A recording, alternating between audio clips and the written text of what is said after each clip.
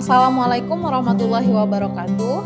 Baiklah, di sini saya akan mendemonstrasikan topik 4 filosofi pendidikan tentang Pancasila sebagai entitas dan identitas bangsa Indonesia dan perwujudan profil pelajar Pancasila. Pembahasan ini akan dibahas oleh kelompok kami di mana terdiri dari anggota Hafiz Al-Amin, Intan Sanjaya, Meli Sabina BR Kembaren, dan Muhammad Amru Salim.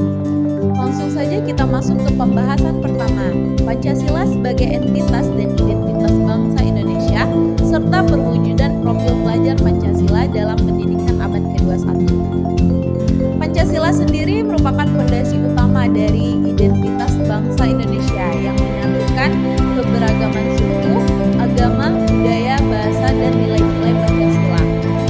Ketuhanan, kemanusiaan, persatuan, kerakyatan, dan keadilan yang menjadikan pedoman dalam kehidupan bermasyarakat dan bernegara. Dalam pendidikan abad ke-21, Pancasila diwujudkan melalui pembentukan profil pelajar Pancasila, yaitu di mana pelajar yang beriman, berakhlak mulia, berkebinekaan global, bergotong royong, bernalartis, mandiri, serta kreatif. Pendidikan modern harus menanamkan nilai-nilai Pancasila secara relevan melalui pembelajaran inovatif dan berbasis praktik. Hal ini memastikan pelajar tidak hanya memahami Pancasila, tetapi juga menerapkan dalam kehidupan sehari-hari. Dengan demikian, generasi muda Indonesia tumbuh menjadi individu yang cerdas, berkarakter, dan siap menjaga keutuhan bangsa serta menghadapi tantangan global. Selanjutnya itu Pancasila sebagai identitas. Pancasila merupakan identitas bangsa Indonesia, merupakan identitas yang berbeda dari bangsa lain. Sebagai identitas, Pancasila mencerminkan nilai-nilai luhur yang telah ada dalam kehidupan masyarakat sejak sebelum kemerdekaan.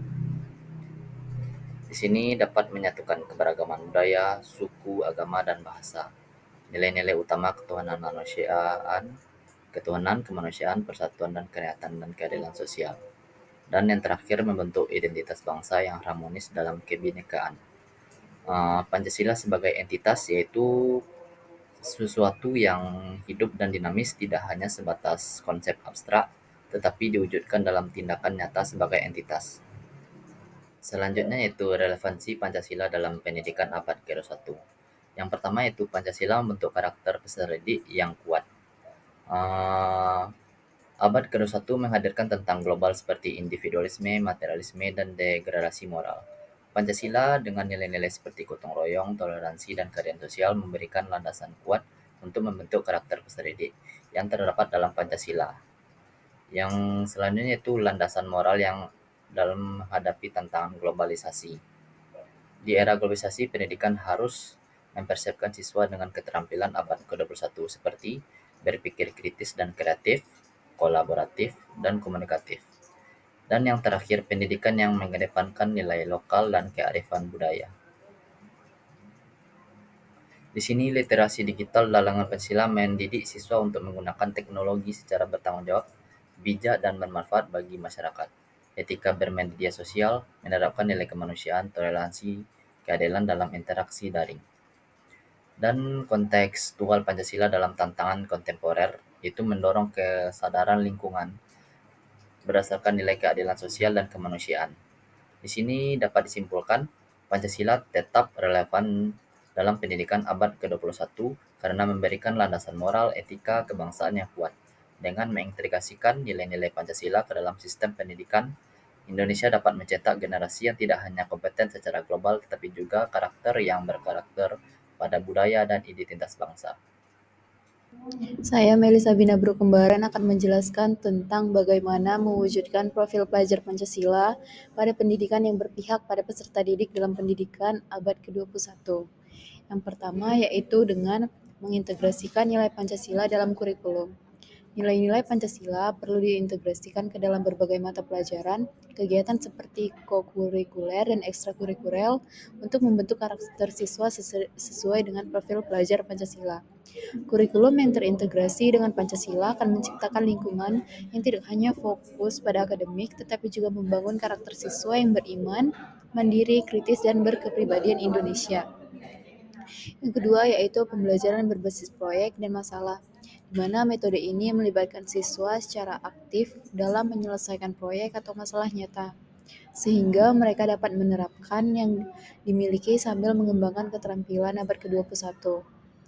Metode ini mendukung siswa untuk berpikir kritis, bekerja sama, dan bertanggung jawab, sehingga mereka tidak hanya menguasai materi, tetapi juga memahami bagaimana nilai Pancasila dapat diterapkan dalam konteks kehidupan mereka.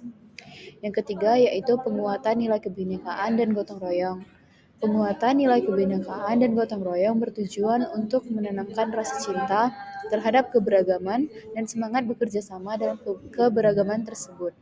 Dengan menanamkan nilai-nilai ini, siswa akan tumbuh menjadi individu yang menghargai perbedaan, menjunjung persatuan, dan memiliki semangat gotong royong sebagai identitas bangsa Indonesia.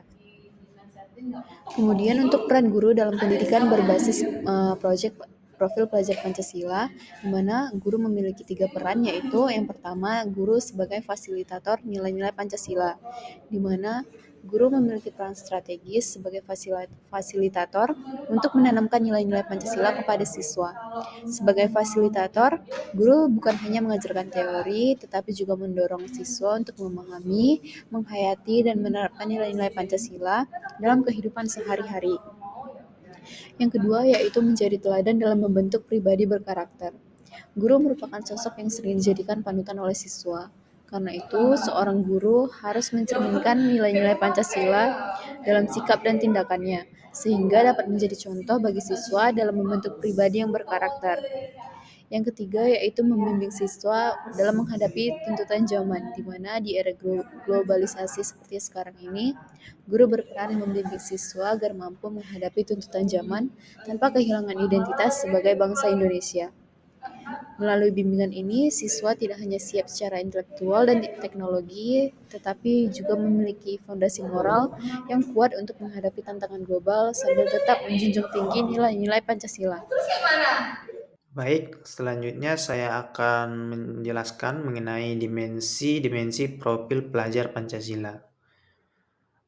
Dimensi profil pelajar Pancasila mencerminkan karakter dan kompetensi yang perlu dimiliki oleh generasi penerus bangsa untuk menghadapi tantangan abad 21. Dimensi ini mencangkup yang pertama yaitu beriman, bertakwa kepada Tuhan Yang Maha Esa, berakhlak mulia, di mana peserta didik diharapkan memiliki keyakinan yang kuat, menghormati ajaran agama, serta menjunjung tinggi moral dan etika dalam kehidupan sehari-hari. Kemudian yang kedua adalah kebinekaan global, di mana pelajar Indonesia harus mampu menghargai keberagaman budaya, agama, dan pandangan dunia, serta berperan aktif dalam masyarakat global. Kemudian yang ketiga yaitu gotong royong, di mana dimensi ini menekankan semangat kolaborasi, kerjasama, dan kepedulian terhadap orang lain. Kemudian yang keempat yaitu kreatif, di mana peserta didik perlu memiliki kemampuan untuk menghasilkan ide-ide baru, inovasi, dan relevan dengan perkembangan zaman.